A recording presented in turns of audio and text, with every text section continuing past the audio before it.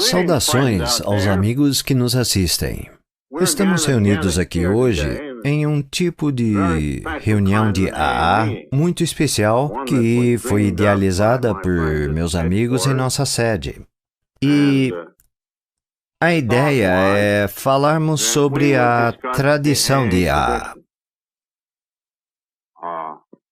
Gosto dessa ideia, pois, como você sabe, ficou impossível para Lois e eu visitar as Irmandades e ter contato com o pessoal como antes. Por isso, achamos que esse tipo de programação seria a melhor saída. É claro que gosto muito quando sou encarregado de realizar todas as palestras nas reuniões de AA.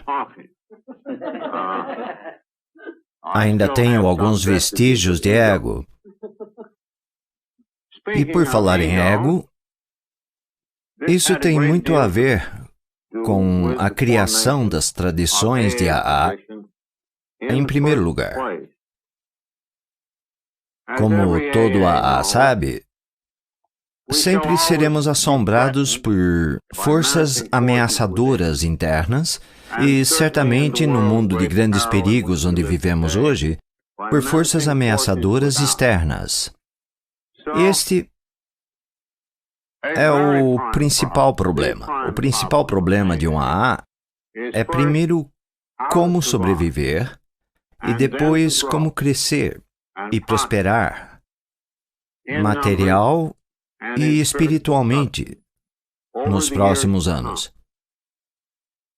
Como praticamente todos os ouvintes sabem, as tradições são a aplicação dos 12 passos de AA.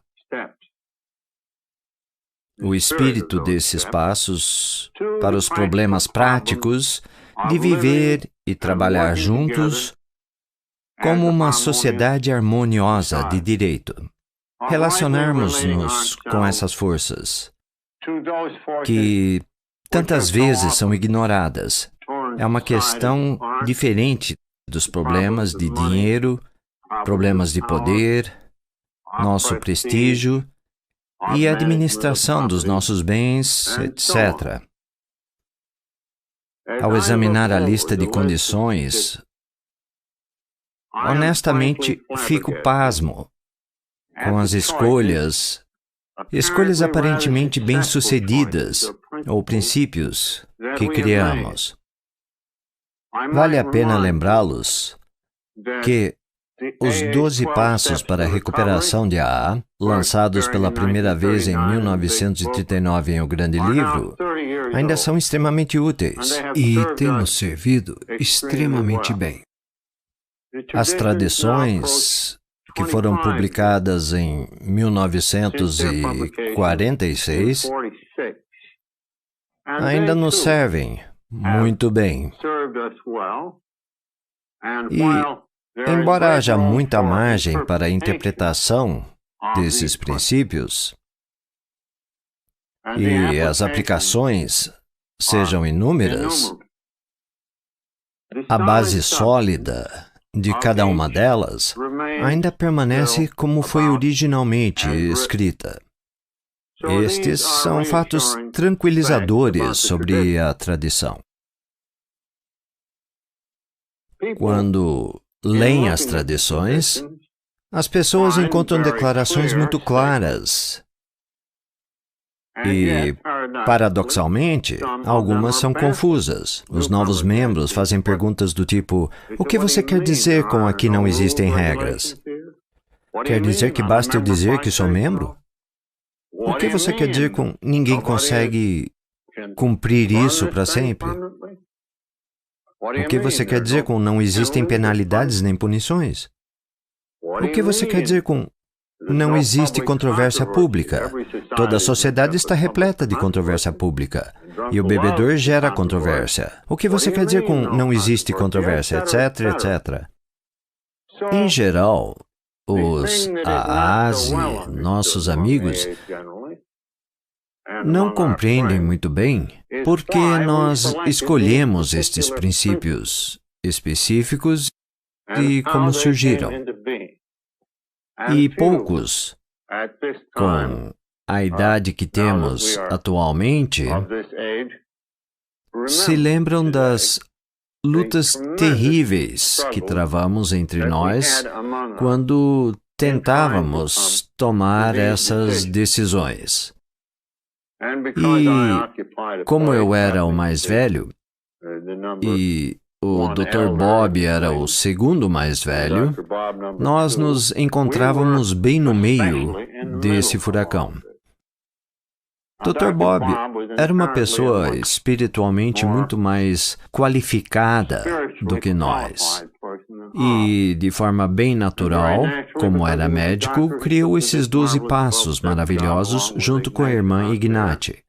E, com muita alegria, ele me entregou o texto. A palestra e sede em Nova York. Tínhamos uma divisão de trabalho que me deixava especialmente sujeito a grandes tentações pessoais. Em outras palavras, a maioria dessas tradições vão contra alguns dos meus objetivos iniciais e às vezes secretos.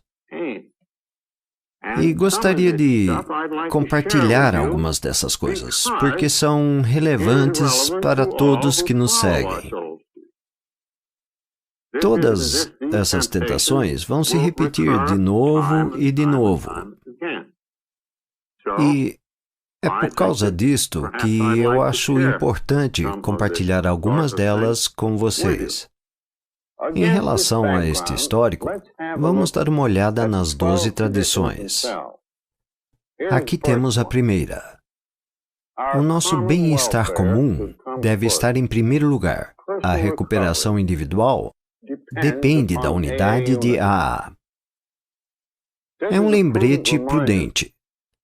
Trata-se de um alerta muito duro de que, a menos que o AA continue vivendo, a maior parte de nós certamente morrerá, assim como os incontáveis alcoólicos que poderíamos ter conhecido. É por isso que o bem-estar comum deve estar em primeiro lugar. Sem a unidade e uma ação harmoniosa, não vamos conseguir nada. Não consigo fazer uma declaração mais eficaz sobre a tradição do bem-estar do que a apresentada no prefácio do livro Os 12 Passos e as 12 Tradições. Ela estabelece a busca e o tom da discussão do poder. Quero compartilhar isso com você. A unidade de Alcoólicos Anônimos é a qualidade mais valiosa da nossa sociedade. Nossas vidas, as vidas de todos, dependem diretamente de nós. Ou permanecemos unidos, ou a Irmandade morre, sem a unidade em sua essência.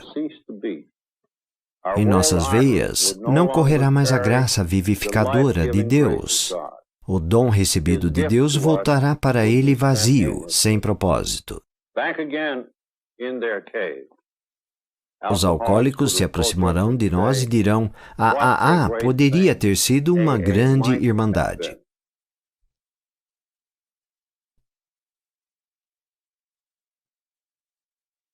Todo membro de AA sabe que precisa cumprir os princípios da recuperação. Sua vida depende da obediência e de um princípio espiritual. Se ele se desviar para muito longe, a penalidade será certa e mortal. Ele adoecerá e, por fim, morrerá. Ele prossegue porque deve fazê-lo. Mas mais tarde, descobre um modo de vida que realmente quer viver. Além disso, ele se descobre incapaz de manter esse dom inestimável se não oferecê-lo. Nem ele, nem ninguém consegue sobreviver a menos que as mensagens de AA sejam internalizadas. Ao se formar um grupo com os 12 passos, outra descoberta é feita. A de que a maioria dos indivíduos não consegue se recuperar a menos que haja um grupo. O indivíduo percebe que é uma pequena parte do grande todo e que nenhum sacrifício pessoal é tão grande para a preservação dessa irmandade. Ele aprende que o clamor dos desejos e ambições dentro de si deve ser silenciado sempre que estes puderem prejudicar o grupo. Fica claro que o grupo precisa sobreviver, caso contrário, o indivíduo não sobreviverá. E assim tem sido com a AA. Pela fé e pelo trabalho, temos obtido sucesso, fundamentados nas lições de uma experiência incrível. Hoje, a Irmandade vive as 12 tradições do fenômeno alcoólico, que, se Deus quiser, nos sustentarão em unidade pelo tempo que Ele julgar necessário. Inicialmente, a nossa função original era trabalhar com as pessoas que iniciavam grupos. Naturalmente, o Dr. Bob se tornou, por assim dizer, o pai do grupo de apoio. Tornei-me o pai do grupo de Nova York. Depois, Clarence criou um grupo em Cleveland, e antes disso havia um em Chicago e Clifford, Los Angeles, e todas as pessoas se tornaram fundadores de AA em suas cidades. E de forma bastante natural, algumas pessoas começaram a ficar sóbrias. Após um longo e extenuante trabalho, essas primeiras pessoas se tornaram uma equipe. No sentido estrutural, é quase como se fosse um papa local e uma hierarquia. E essa foi a composição do topo da pirâmide de AA. O topo foi construído primeiro, e conforme a base da pirâmide crescia, e mais pessoas se achegavam, os velhos mentores continuavam dando orientação espiritual. Essas pessoas realizavam reuniões em suas casas ou criavam organizações. Quando as reuniões se popularizavam, elas assumiam a liderança. Em outras palavras, elas estavam, na verdade, cuidando dos assuntos da família de uma criança ou adolescente. E foi como deveria ser. Mas houve uma mudança nessa situação quando a AA se espalhou para outras regiões e de forma mais rápida. Primeiro foi com a matéria do jornal The Plain Dealer de Cleveland. Depois, no jantar do Sr. Rockefeller. E, por fim, o grande sucesso de matéria na revista semanal Saturday Post em 1941, que nos trouxe 6.000 novos membros em um ano. Então, surgiu uma crença de que os fundadores locais, nem todos eram modelos de estabilidade, não conseguiriam durar por muito tempo. E cada vez mais havia uma tendência nessas grandes massas de AAs de perguntar: bom, esses velhos mentores estão bem, mas vão aguentar até quando? Essa pressão foi muito desconcertante para Dr. Bob, para mim e principalmente para alguns daqueles velhos mentores, pois éramos os dois personagens principais dessa história. Parecia que tínhamos a qualidade de durar mais que os outros. Na verdade, eu só me aposentei 2 anos atrás e o mesmo aconteceu com o Dr. Bob, mas de qualquer forma, era basicamente isto o que acontecia. Então começamos a desenvolver um grupo que dizia que nós, os velhos mentores, deveríamos ficar de fora. E aqueles entre nós, de quem eles gostavam e respeitavam, continuariam sendo consultados. E aqueles entre nós que ainda eram, vamos dizer, pessoas não desenvolvidas, seriam descartados. Bem, essa nova dinâmica, inserida no topo da pirâmide de serviço de cada grupo, que, por sua vez, tinha uma grande rotatividade de servidores, fez com que qualquer um tivesse muito poder. Era chamado de comitê rotativo, e no âmbito do grupo estava tudo certo, e era fácil para os grupos conhecer todos, nomear o grupo bem-sucedido que agia exatamente no formato de uma reunião de assembleia. Alguns anos depois, os problemas urbanos ficaram enormes e algo precisava ser feito. Quando chegaram nessa fase, tiveram uma dificuldade imensa em reunir todas essas pessoas da cidade, ou até mesmo seus representantes, para escolher pessoas e um comitê para administrar e gerenciar um escritório intergrupo. Era uma tarefa muito difícil. Muito mesmo. Inclusive, me lembro de uma cidade onde a confusão era tão grande que havia 4 ou 5 velhos mentores disputando com números de telefones. Cada um anunciava que este sim era AA e não aquele. Então, quando chegou a hora de instalar o escritório, as divisões na cidade eram tão sérias que chegaram ao ponto de precisar fazer um sorteio para tirar a primeira administração. E esse então não foi um sucesso tão grande, pois embora acabou com o clamor político, não elegeu a melhor administração para o escritório. Mas aos poucos, a administração intergrupo ainda permanece basicamente democrática em sua estrutura. Os representantes dos grupos tinham todos os elementos do poder, mas o comitê que administrava o escritório podia nomear seus sucessores com base na teoria de que eles conheciam as pessoas com os tipos de habilidade que se fariam necessárias. E que, se a Assembleia dos Representantes dos grupos locais não concordasse, poderia nomear alguém entre eles. Mas isto começou a abrir espaço para algo que atualmente chamamos de serviço de confiança, na tradição do AA. A descoberta de que não se pode operar uma AA embasada apenas no formato de reuniões de assembleias. Era simplesmente grande demais. Quanto mais, operar serviços de AA no âmbito mundial. Não se poderia eleger um bando de membros do comitê para servir aqui em Nova York, colocando alguns nomes em uma lousa para votação em todo o mundo. Fica evidente que não funcionaria. Então, com o passar do tempo, embora o elemento de poder sempre permanecesse no grupo, a estrutura acabava sendo sempre a mesma. Os servidores das funções mais importantes eram escolhidos em parte por nomeações, e todos passavam pela análise do grupo. E dessa forma, conseguíamos as pessoas qualificadas para fazer um trabalho específico ou ocupar um cargo. E foi assim que a estrutura evoluiu. Agora, em paralelo a isso, inclusive com o início anterior, também tínhamos uma estrutura semelhante de serviço global, que também evoluiu, embora tenha levado anos para ser concluída. Muitos AAs vão se lembrar de que em 1938 foi criada a Fundação Alcoólicos.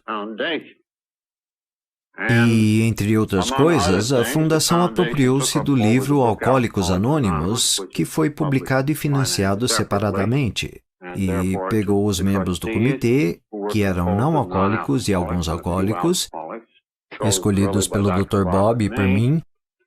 Eles se apropriaram do título da nossa literatura e abrimos um pequeno escritório.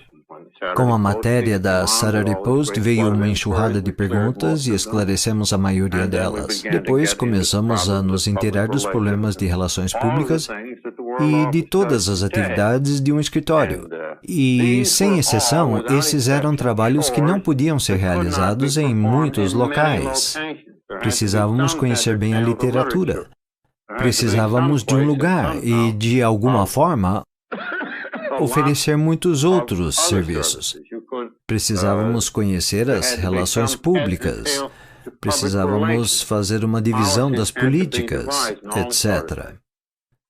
Bem, por muitos anos, suponho que, em parte, porque Bob e eu havíamos criado isso em 1938 antes de haver qualquer integrante, a equipe de Nova York se recusou a evoluir.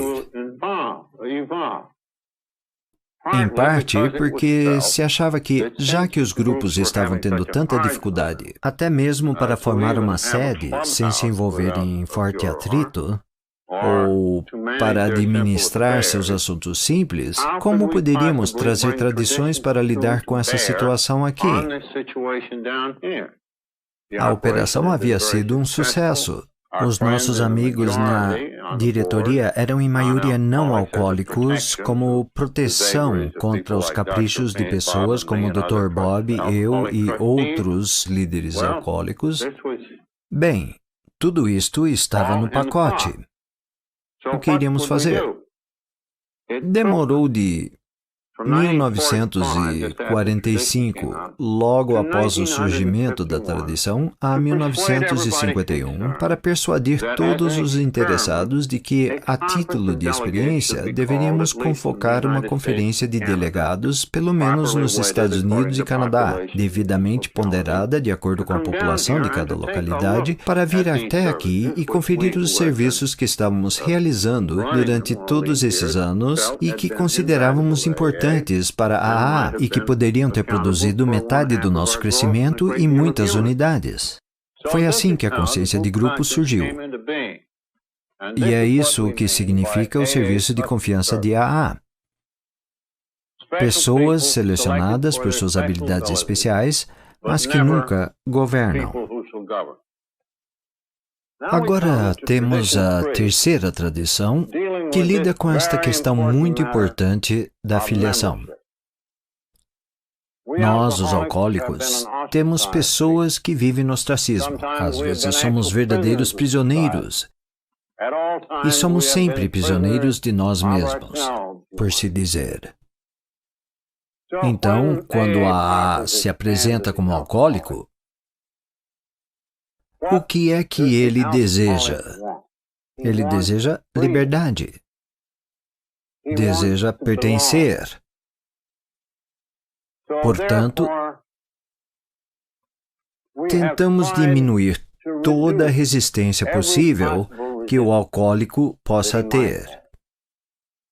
Geralmente, ele está magoado com a religião, magoado com a medicina, magoado com a ciência. Talvez à distância, ele ouviu que a AA é outra organização religiosa e reclama que os centros de recuperação o pioraram. Então, quando ele chega e descobre que é verdade que o único requisito para ser membro de AA é o desejo de parar de beber, o seu alívio é imenso. Quando descobre que existe uma qualidade espiritual nisto, mas não precisa de teologia nem crença religiosa no sentido comum, de que o grupo pode ter um poder superior, então, sua libertação e liberdade não têm restrições. E ele mergulha nessa nova oportunidade de uma vida mais feliz e sóbria. Portanto, devemos manter esta porta escancarada. Não podemos impor regras e nos comprometermos a não fazer isso. Não podemos forçar o novo homem a acreditar em qualquer coisa, a pagar qualquer coisa ou fazer qualquer coisa. Na verdade, nós o convidamos a discordar de tudo o que dizemos, e se ainda assim ele quiser permanecer, ele é um AA. Este é o Estatuto da Liberdade Individual, retratado nesta tradição mais importante que trata da liberdade de ser membro ou não. A justiça livre de tradição é um estatuto para a liberdade individual. Então, a tradição de um estatuto é de fato para a liberdade do grupo? Ela aborda a questão quando se trata de um grupo de AA? Ela impõe quaisquer limitações sobre essa liberdade? E dizemos que não.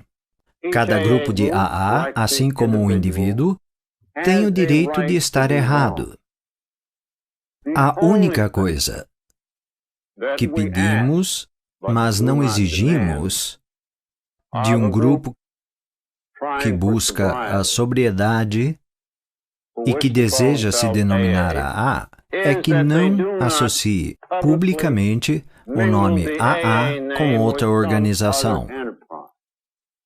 Obviamente, ninguém estaria muito interessado e iria gerar um grande problema a falar sobre grupos protestantes, grupos católicos, grupos republicanos e grupos comunistas de AA. Isso seria um absurdo e causaria um grande problema. A única condição é que seu objetivo principal esteja voltado à sobriedade e que não nos comprometa com ninguém. Esta é a nossa única preocupação. Do contrário, eles podem fazer como quiserem. E o próprio grupo, você deve se lembrar da segunda tradição, é a autoridade suprema para todo o movimento. De modo que, mesmo em uma democracia de reuniões de assembleias, as restrições são muito maiores do que as de um grupo de AA. Assim, o Estatuto da Liberdade é muito amplo e sabemos que estamos protegidos e garantidos, porque um afastamento muito grande do nosso princípio tradicional, ou dos 12 passos, traz suas próprias pressões e punições. Vamos deixar que John Barleycorn cuide dos dissidentes tolos. Enquanto isso, vamos cobrar liberdade do nosso grupo e do indivíduo. Agora que falamos sobre a autonomia do grupo de decidir suas próprias direções e que todo grupo tem direito de estar errado, não estranhamente, a quinta tradição está centrada no único propósito primordial do grupo ideal de AA. E a tradição do único propósito primordial tem uma longa história de conflito. Você vai se lembrar que em 1938, quando nossa liderança foi estabelecida, a organização original deu poderes à AA e a seus líderes para participar de todos e quaisquer aspectos da esfera do álcool, exceto, acredito eu, para fazer lobby da lei seca. Naquela época, a ideia era termos nossa própria rede de hospitais e deveríamos ter casas de recuperação financiadas pela AA e precisávamos de casas de repouso, precisávamos aprofundar nosso conhecimento, pois, afinal de contas, quem sabe mais sobre esses assuntos? Mas a longa experiência nos mostrou que, por razões práticas, de segurança, de proteção contra o comprometimento de nossa energia e por razões de autoproteção e amor a todas essas razões, cada grupo de AA deve se limitar a um único propósito primordial, de seguir a tradição. Cada grupo tem um propósito primordial de transmitir sua mensagem ao alcoólico que ainda sofre. Imediatamente as pessoas vão dizer: mas por que não devemos fazer parte das outras organizações? O fato é que cada um de nós precisa do trabalho da AA para sua própria sobrevivência. Precisamos evitar complicações e distrações. Então, continuamos firmados no único propósito primordial de transmitir esta mensagem ao alcoólico que ainda sofre. Agora, outra razão para o único propósito primordial é o valor singular que damos ao alcoólico que ainda sofre. A nossa habilidade de alcançá-lo em profundidade e morar com ele onde ele mora na sua caverna e trazê-lo para fora, para a luz. Esta é uma capacidade singular que temos. E isso não pode ser replicado por nenhum outro grupo ou abordagem. E até agora, levamos sobriedade para talvez 500 mil membros de AA em 15 mil grupos. Nossa tarefa ainda é enorme, apenas neste único propósito primordial, com nossos membros atuais. Se ao menos conseguirmos que os alcoólicos se aproximem de nós. Se ao menos os profissionais que cuidam dos alcoólicos nos permitissem ajudar. Em vez de levar a sobriedade para 20.000 bebedores por ano, com o trabalho dos 12 passos que fazemos, poderíamos levar a sobriedade para 100.000 alcoólicos por ano. E Deus sabe que esta tarefa é muito grande e que estamos especialmente preparados para fazer isso sozinhos ou, ainda melhor, com a cooperação de outros agentes.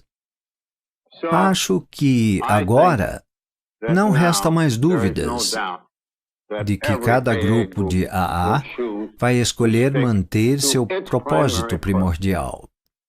Os membros de AA participam de outras atividades enquanto membros e cidadãos, e isso é bom.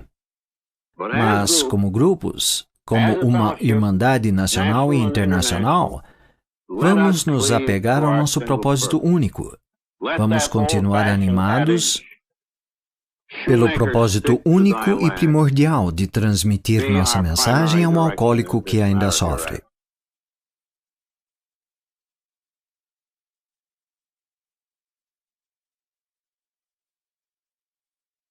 Agora vamos passar para a sexta tradição, que diz assim: nenhum grupo de AA deverá jamais emprestar o nome de AA, endossar ou financiar qualquer sociedade ou empreendimento alheio à Irmandade, a fim de que problemas de dinheiro, propriedade ou prestígio não nos afastem do nosso objetivo primordial.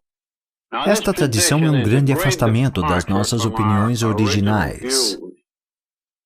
Em meados de 1940, ainda acreditávamos que o nome de AA deveria ser associado a empreendimentos de boa reputação, se fossem administrados por membros de AA. E assim, com meu total consentimento, nós vinculamos o nome de AA a uma entidade educacional de uma grande amiga minha. E o primeiro efeito disso foi muito bom. Naqueles dias, é claro, queríamos mais e mais publicidade. E ao sair pelas ruas, ensinando o público, abrindo novas unidades, ela conseguiu atrair muita publicidade, o que nos trouxe popularidade, porque ela havia declarado publicamente que era membro de AA. Mas tivemos outros casos ameaçadores, em que pessoas emprestaram o nome de AA e quebraram o anonimato em nível público, e começamos a receber uma avalanche de pedidos de todo tipo de empreendimento querendo se vincular a nós. E assim, em 1950, vimos o poder extremo de dar endossos publicamente ou de termos membros de AA quebrando o anonimato publicamente e tentando atrair o endosso de AA para suas próprias empresas, a fim de ganhar dinheiro e toda essa publicidade. Isso ficou muito claro. Agora temos a sétima tradição, que diz que todos os grupos de AA deverão ser totalmente autossuficientes, rejeitando quaisquer doações de fora. Bem, levou muito tempo para mudarmos nossa opinião sobre isso. Quando nossa fundação, agora o Comitê de Serviço Geral, foi criada, achávamos importante contarmos com grandes doações e nos sentíamos muito sortudos por termos alguns amigos do Sr. John D. Rockefeller atuando no comitê, não apenas porque estávamos muito interessados, mas porque parecia que poderíamos contar com a ajuda financeira de Sr. Rockefeller. Por um tempo, parecia que ele ajudaria financeiramente nossa recém-formada fundação, especialmente em 1940, após 2 anos de sua criação, quando de repente ele anunciou que gostaria de dar um jantar e convidar seus amigos para ouvir a história dos Alcoólicos Anônimos. Chegou a grande noite e Nelson Rockefeller representou seu pai, que estava doente. Harry Emerson Fosdick esteve presente e muitos nomes importantes do setor financeiro e outros setores em Nova York e imediações. Suas riquezas somavam pelo menos $1 bilhão. E nós, falidos que estávamos, esperávamos que pudéssemos fazer um tímido apelo por contribuições e receber um montante significativo. Para nosso total espanto, após a reunião, o Sr. Rockefeller escreveu uma carta a todos os que compareceram e que foram convidados, dizendo que a história da Irmandade era extraordinária e representava o cristianismo primitivo, e que, por estar fundamentada na simplicidade e valores espirituais, não precisava de dinheiro. E então ele fez uma pequena exceção, dizendo que alguns dos criadores ainda precisavam de uma ajudinha. E, por isso, ele estava doando $1.000 ao movimento. Então, cada pessoa presente ficou impressionada com a ideia de que não precisávamos de uma grande quantia de dinheiro. Um nos deu apenas $10 e acho que depois da contribuição do Sr. Rockefeller, a maior que recebemos foi de $300. Depois, Warren Richardson, amigo de Rockefeller e membro do comitê, chamou Rockefeller e de novo levantou a questão do dinheiro. Então Rockefeller falou: Dick, o dinheiro vai estragar tudo. Eles precisam caminhar com as próprias pernas. Então, podemos certamente dar a John D. Rockefeller os créditos pela sabedoria providencial de AA. E desde aquela época, ele e Nelson contaram muitas vezes a história de que esta é a única organização que devolveu o dinheiro que ele havia nos emprestado. Uma organização desse tipo. Então, esta é a raiz primária da nossa tradição, de que todo grupo de AA deve ser autossuficiente, rejeitando quaisquer doações de fora. Criamos uma regra ou costume bem rigoroso sobre contribuições dos membros de AA. Temos muitas pessoas ricas em AA, e muitas delas estão dispostas a enviar doações generosas à nossa sede geral, mas elas e o restante de nós sentimos que não devemos transferir nossa responsabilidade financeira para os menos favorecidos. Devemos compartilhar a responsabilidade financeira e não devemos aceitar doações grandes o suficiente para que não tendam a comprar favores dos líderes e coisas do tipo. Portanto, o valor máximo que qualquer membro de AA pode doar à Irmandade hoje é de $200 por ano. Todas as demais doações vêm dos próprios grupos e rejeitamos grandes somas de dinheiro de fora. E a minha oração é para que sempre façamos isso.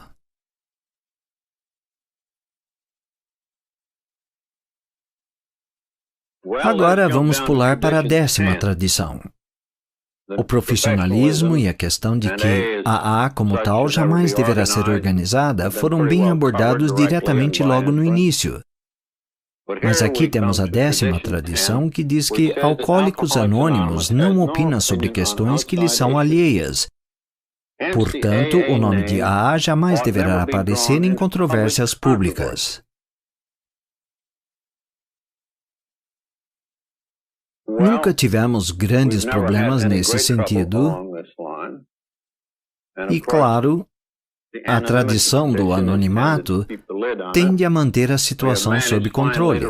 Conseguimos finalmente nos abster de endossos e de sermos comprometidos por nossos próprios membros. Então, na verdade, nunca tivemos esse problema. E, nesse sentido, somos os únicos entre as sociedades e países a estar em uma posição de absoluta neutralidade no que diz respeito ao mundo e problemas da nossa comunidade. Como sociedade, como indivíduos, tomamos todos os tipos de posições sobre essas coisas, mas como sociedade, não expressamos opiniões sobre estas questões e, portanto, não entramos em discussões.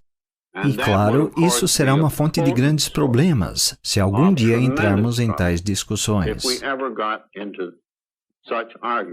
E nós tivemos, historicamente,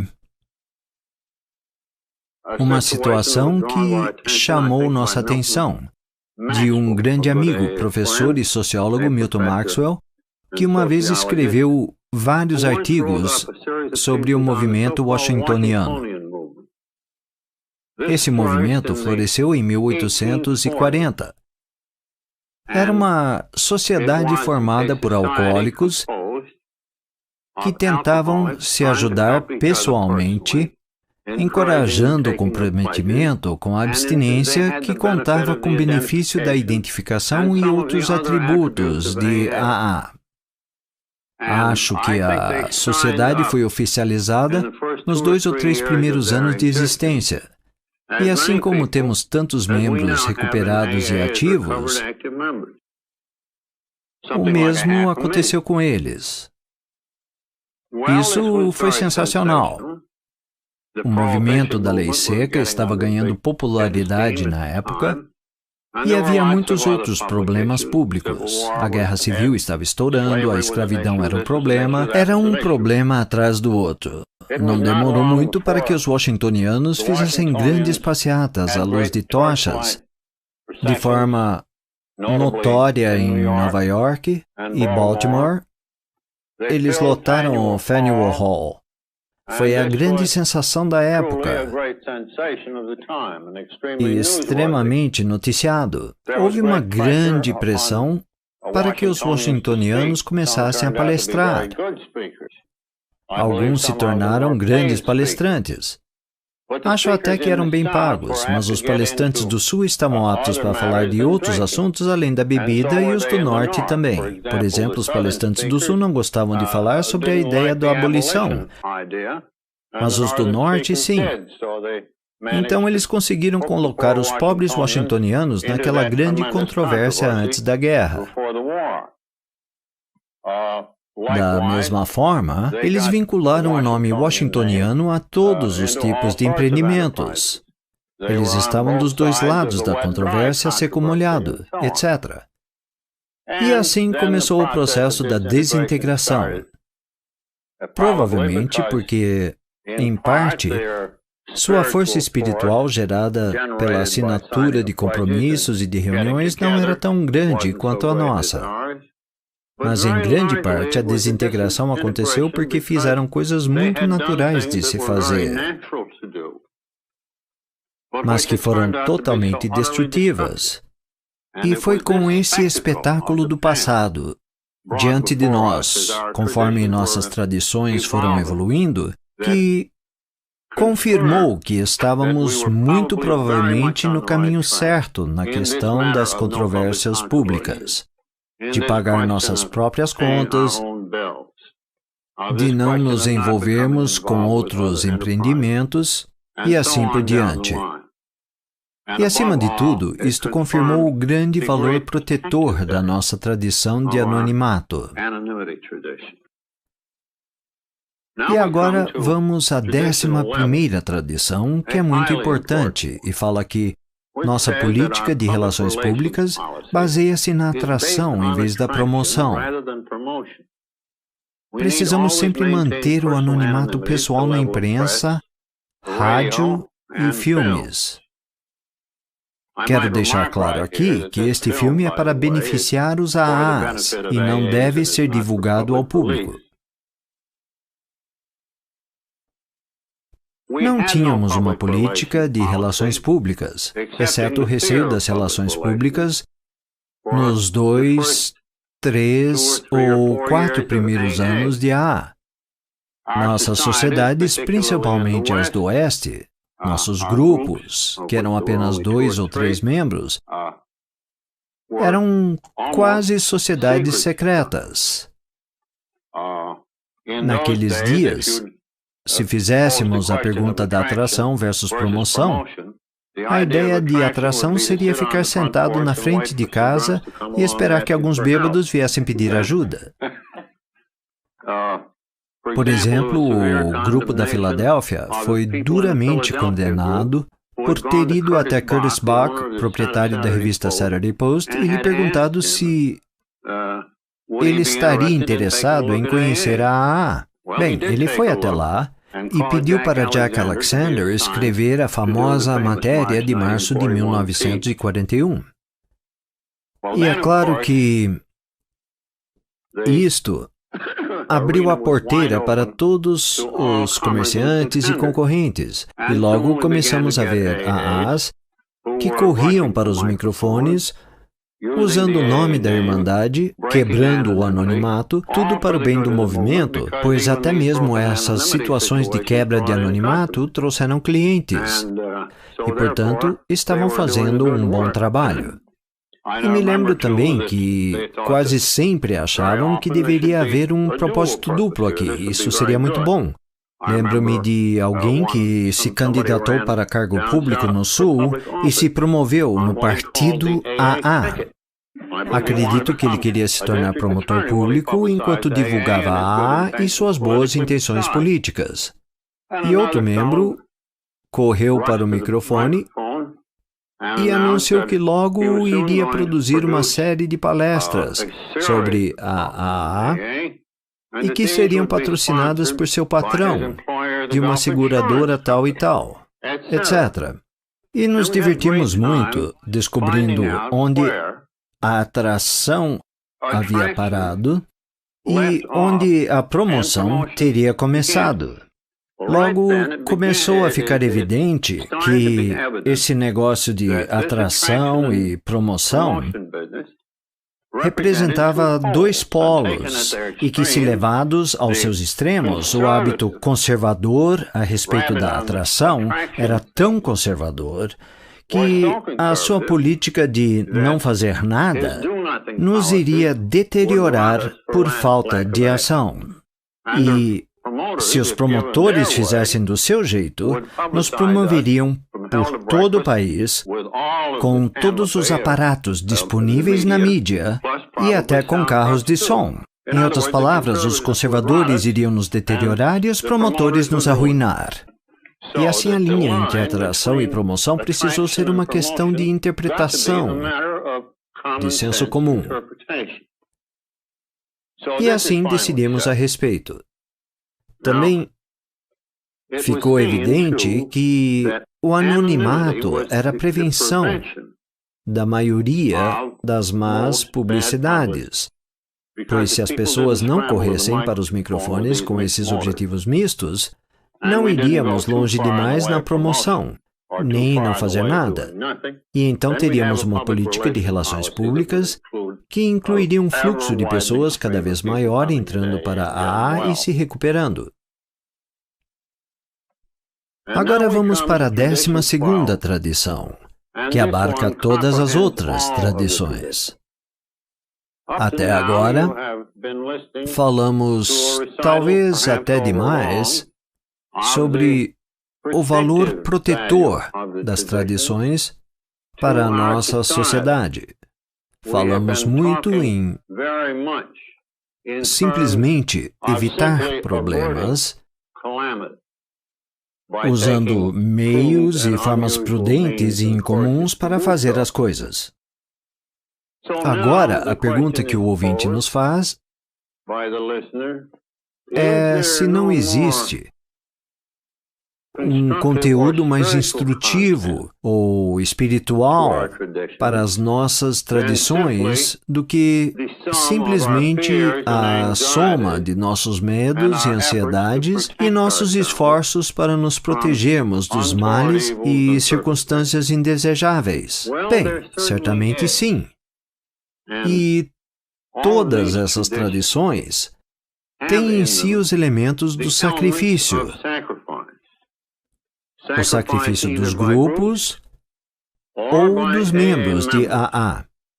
Ao olharmos para a tradição do bem-estar comum, as pessoas costumavam dizer: mas é o bebedor que é a pessoa mais importante. Com certeza, ele é. Mas como um número mais expressivo de bebedores ficará bem se não houver uma irmandade? Portanto, o bem-estar comum deve estar em primeiro lugar e nosso bem-estar individual em segundo.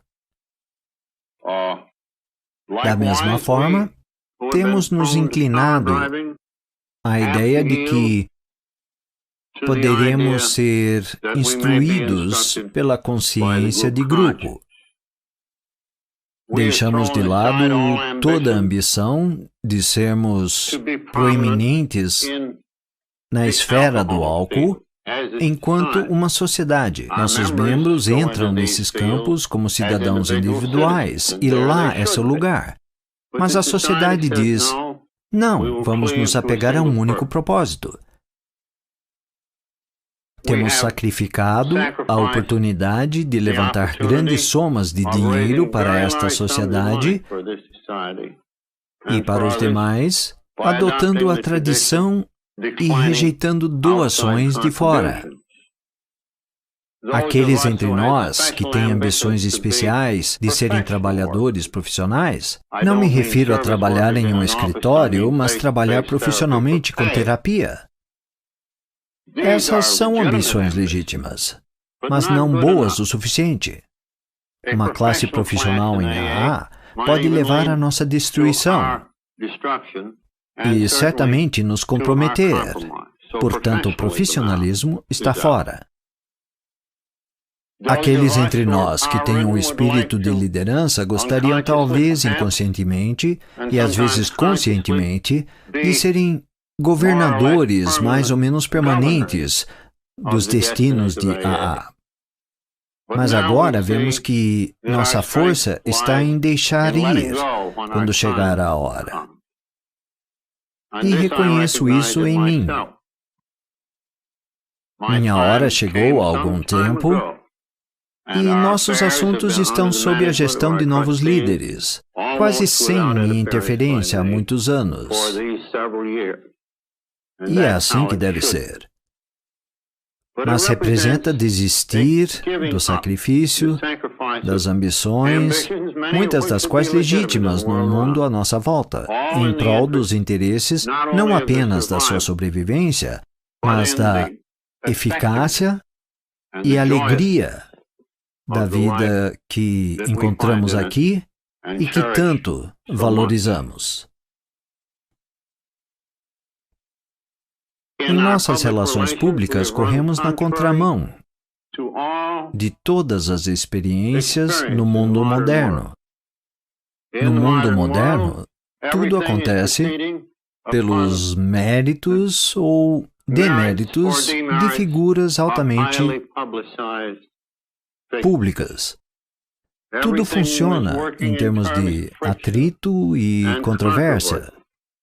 Tudo funciona em termos de ter ou não grandes somas de dinheiro sendo transferidas de uma classe para a outra. Nós não censuramos essas práticas.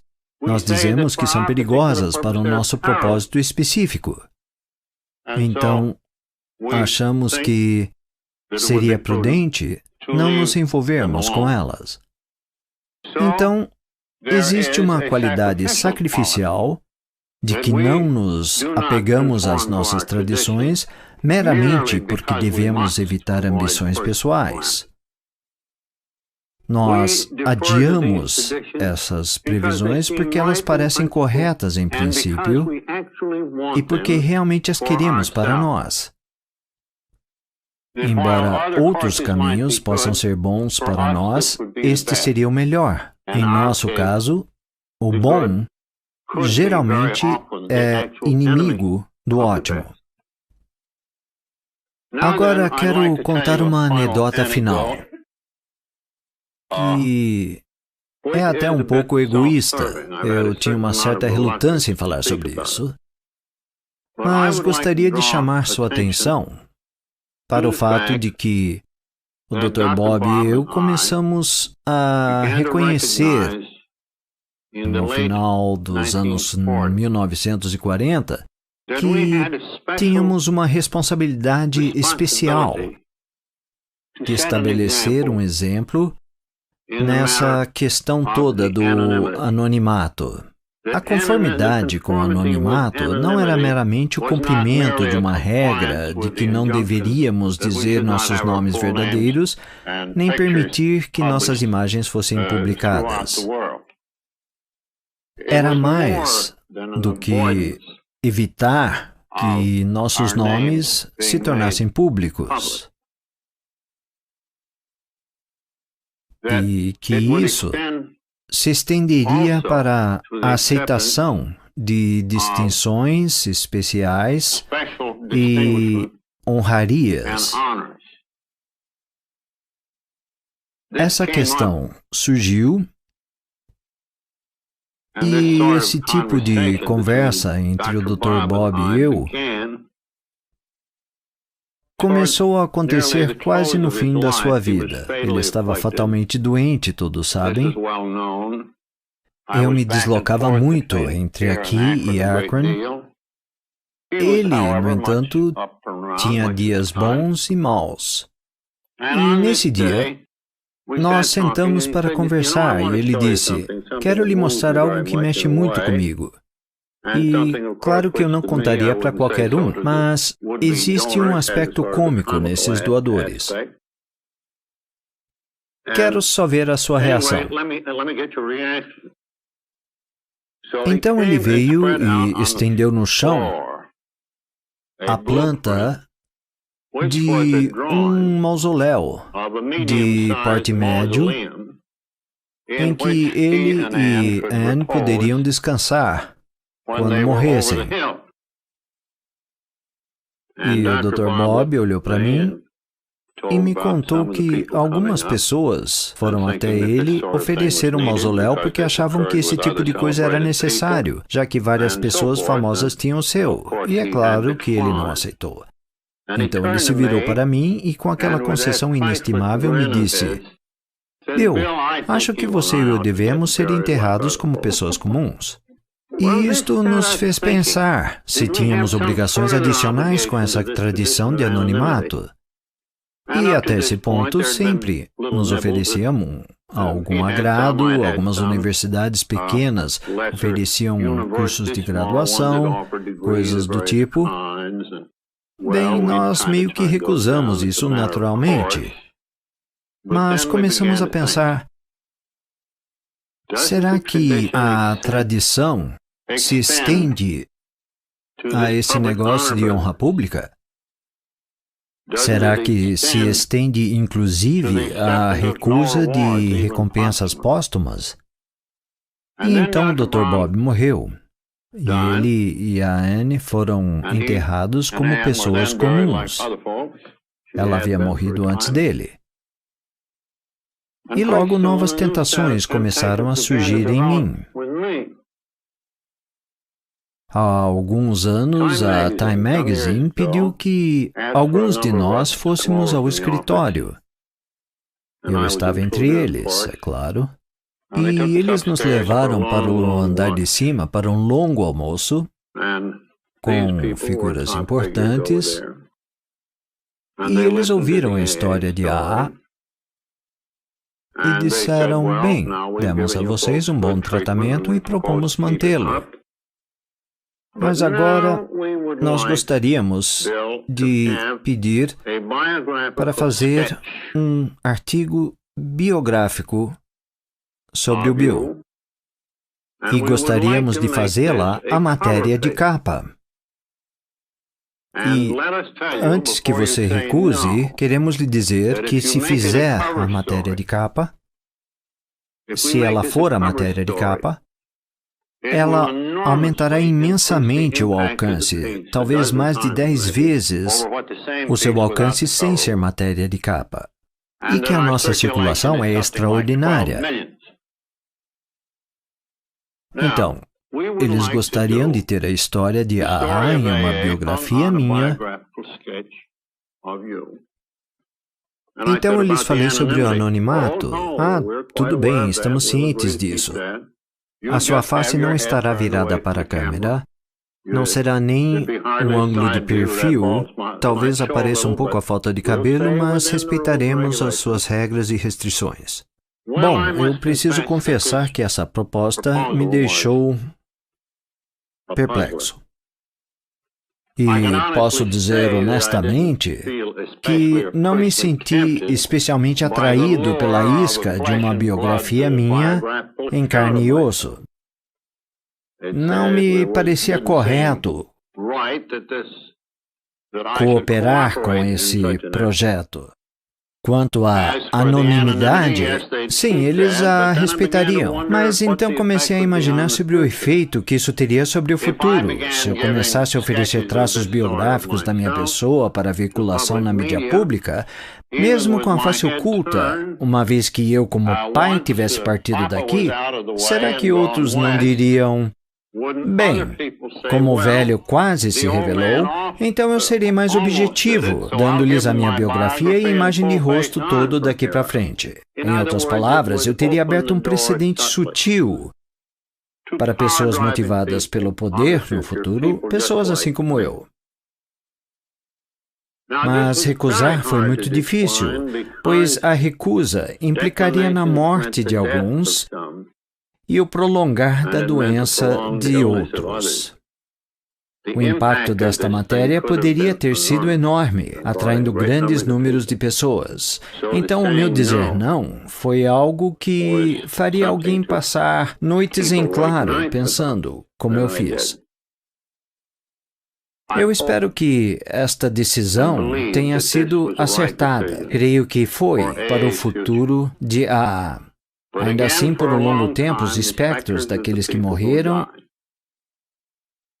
e daqueles que poderiam ter se recuperado mais cedo têm me assombrado continuamente. Foi uma questão de estimar se o benefício próximo da matéria teria um valor maior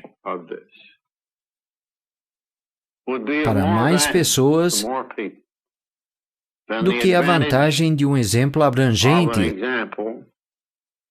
sobre honrarias públicas, mantendo a tradição de AA. E a minha escolha foi pela segunda alternativa. É o melhor que posso fazer. E deixo isto para vocês e para o futuro, pelo valor que possa representar. Então, em conclusão, queridos amigos, 1000 agradecimentos por me acompanharem, tanto aqui e por meio das câmeras.